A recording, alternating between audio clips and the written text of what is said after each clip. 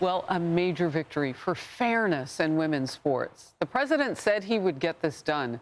He meant it, and he's doing it.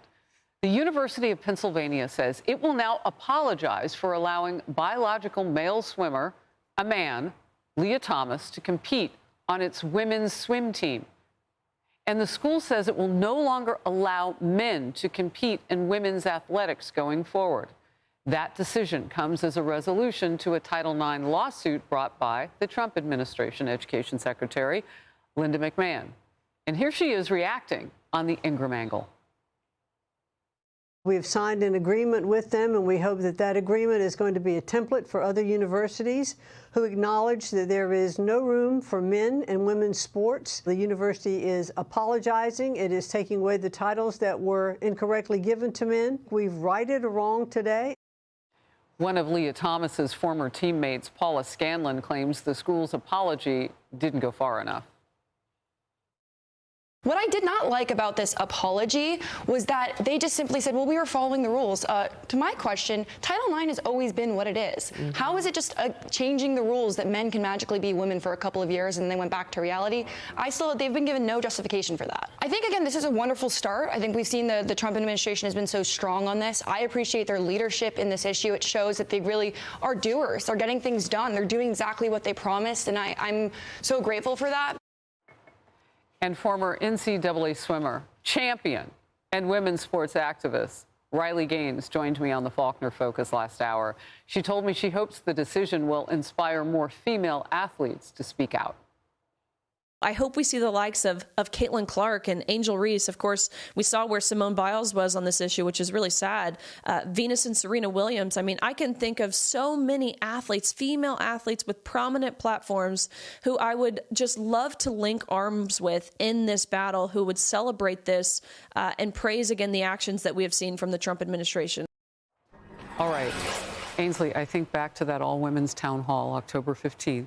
Leading up to the presidential election last year, mm-hmm.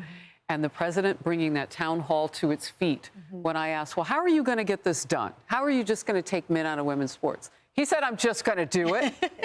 Take their money away, right? I am so proud of him, proud of Linda McMahon for really focusing on our girls, our daughters.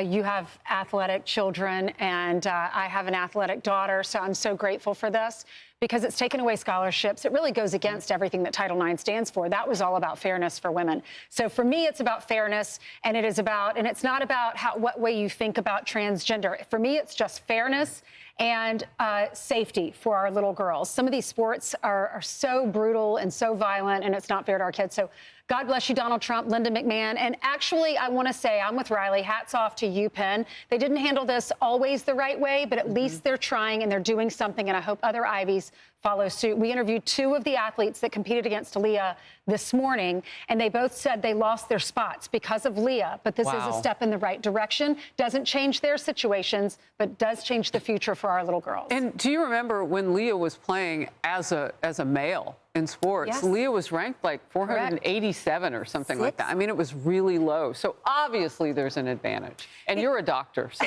you know what? I agree with the sentiment that we heard Leah, one of the, not Leah Thompson, but the other Leah earlier that we played the video. She was frustrated. She said that the apology didn't go far enough, and I agree with her. The apology rings hollow because where was the concern when this was all going down? Scientific truths are that biological males have physical benefits over females, whether it's the muscle mass, bone strength, cardiovascular strength, not to mention the fact that males have on average a 5 to 6 inch longer wingspan than women, which is obviously very important when it comes to swimming.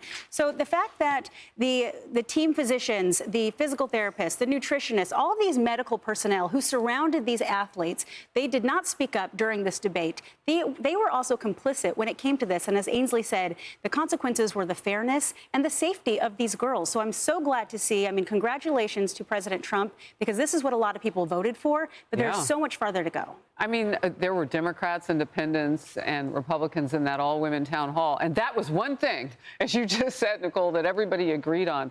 Look, so Riley Gaines and others will get their titles reinstated. I mean, she's always a champion, but I'm sure it means a lot, and it does to her to have that happen. But going forward, we need to make that happen across the country. How can one school be the only one? Right. And I think, last night when this news broke, one of my loved ones sent me a message and it said, America is healing. And I loved that. And I am so grateful for the president arming himself with like-minded individuals that have accepted the mandate by the American people to protect their women, their daughters in sports and move forward with this. But it doesn't erase or rectify that sometimes irreversible wounds. I mean, you talked about the safety. We know that there are young women that have been permanently disfigured and hurt because of playing with biological, or playing against biological males. And even what Paula said, so Leah Thomas took that spot. So yes, the awards are taken away or awards reinstated, but there were many women athletes that weren't even there. That's right. Because of the boys that were there. And so there's nothing to reinstate for them. Scholarships are lost, opportunities are lost. I think the apology, it does, look, I'm to notwithstanding your point about it not going far enough, of course, but it does provide, I think, an emotional salve that is important here, because the emotional quotient for a body to look at you and say, I rectify this, I am sorry, that must go a long way. But California hasn't listened yet. Maine hasn't listened yet. There's no apology. Wouldn't it have meant more if they did it before funding was threatened to be taken away? Oh, that wasn't going to happen. Come on. I mean, let's call it like what it is. That was not going to happen. President Trump is the reason this is happening. They didn't come to an enlightened state and realize what they were doing was wrong. This is because they were threatened. Of course. But to your point, we need, and to Riley's point, we need women now more than ever. We need those high-profile voices to stand with the feminists to stand up more than ever now. Where are the feminists on this issue? I thought they fought for Title IX. It's so confusing. Right. Paul. So, look, I agree. It is an emotional salve. But at the end of the day, you can't eat an emotional salve. And think about how many opportunities, financial and otherwise, people that could have said, you know what, I was the #1 on the swim team. I was this, I was that. They get endorsements and all kinds of stuff. So I'm wondering if there'll be some follow-on lawsuits to quantify this. Hope so. Hard to figure out how to quantify that, but lost opportunities are there. And I just want to make one more quick point. Think about this. If you are a person who feels the need to transition as an adult, that's your right. You can do it. Fair enough. But what makes you have the right? What gives you the right to impose that private decision on a whole host of other people? And why would you feel the need to do that? From everything I read and hear, it's hard enough to transition. You're going to be dealing with all kinds of societal norms, et cetera, et cetera. And yet you take it upon yourself to put yourself out there and say, no.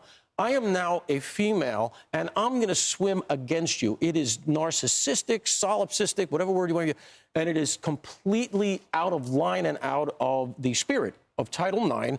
And it, to me, realistically, what Donald Trump here did, and he's had a lot of success on this. He just did at University of Virginia, the president of University of Virginia, total DEI character. He had to resign for similar reasons.